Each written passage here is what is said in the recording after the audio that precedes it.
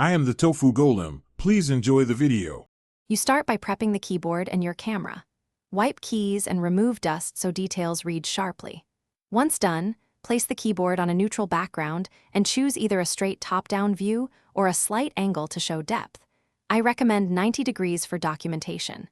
Make sure your camera or phone is secured on a tripod or stable stand to avoid blur. You want consistent framing and no motion. Set grid lines to align edges and check that ambient reflections are minimized before moving on. Now you configure the camera for clarity and color accuracy. Use diffuse lighting, natural window light, or a softbox to avoid harsh reflections on keycaps.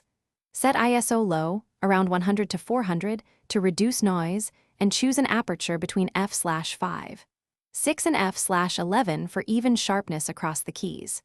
If possible, shoot in RAW so you preserve color and detail. Bracket exposures or take multiple shots at slightly different settings to ensure one perfect image. Finish by capturing final frames and polishing the image.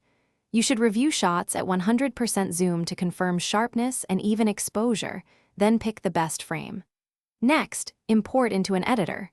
Crop to remove excess background, correct perspective so keys look straight, and clone out dust or reflections.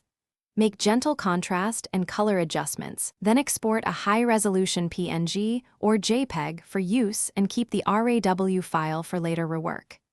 If images look flat, increase local contrast. If reflections persist, try polarizing filter or adjust light angle.